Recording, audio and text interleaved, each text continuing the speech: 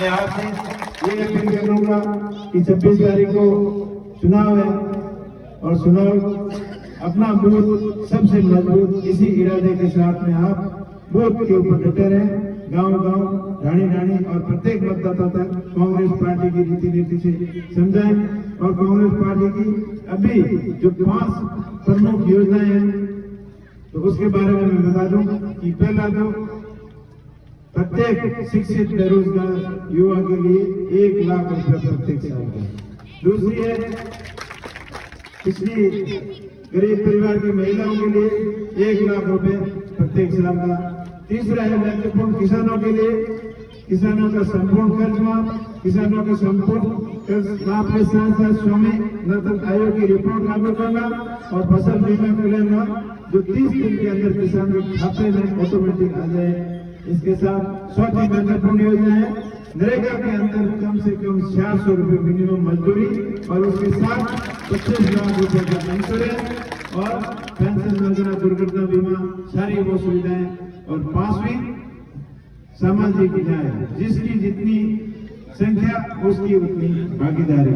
तो ये 5 महत्वपूर्ण योजनाएं हैं और आपने 10 साल पीछे बीजेपी को देख लिए जिन मुद्दों पर वो सत्ता में आए थे, महंगाई की मार अब नहीं सहेगी जनता, इस मुद्दे के ऊपर आए थे और आज महंगाई कहां गई हुई है। देखिए 300 से 800 रुपए वाला गैस सिलेंडर अभी 1000 पार हो गया, पेट्रोल डीजल 50 के आसपास था तो 100 पार हो गया। मुद्रास्फीति दर में रुपये बहुत कमजोर हो गया, जो डॉलर आज 60 रुपए के करीब था और आज 100 के पार जा रहा है, 95 के पास।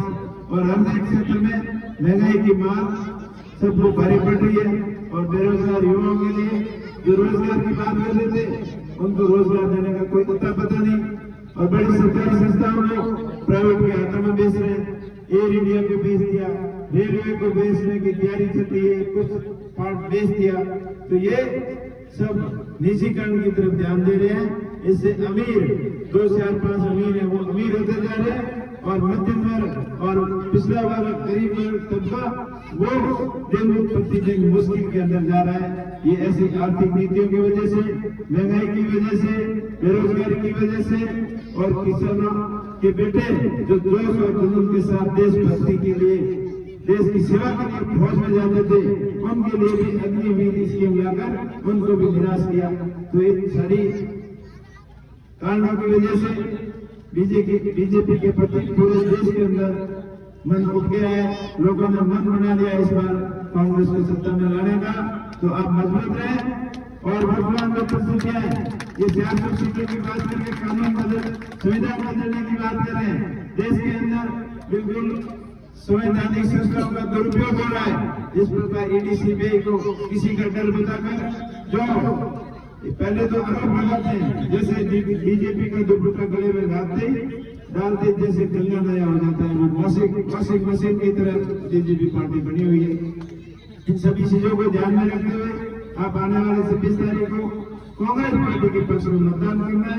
मैं आपका भाई आपको भरोसा दिलाता हूँ कि जो अपने बाड़मेर जिले के लंबित मुद्दे हैं, चाहे बाड़मेर जैसलमेर गुजरात रेल लाइन का हो, बाड़मेर के एयरपोर्ट का हो, बाकासर के अंदर ड्राई पोर्ट का हो, रिफाइनरी के अंदर और बड़ी कंपनियों के अंदर स्थानीय लोगों को रोजगार का मुद्दा हो, चाहे माई बांध के पानी राजस्थान के हिस्से का जो पश्चिमी राजस्थान कैनाल योजना के तहत जो पहले मिलना था उसके लिए भी मजबूती से पैरवी करेंगे। साथ ही साथ जो बाबा साहब का सपना था तो शिक्षा के क्षेत्र में अपना भारत विदेशों की तर्ज पर उच्च तकनीकी की शिक्षा प्रणाली हो, इस दिशा में हमारे पूर्ववर्ती सरकारों ने काफी प्रयास तो किए, लेकिन इसके अंदर और अधिक बदलाव लाने की जरूरत है।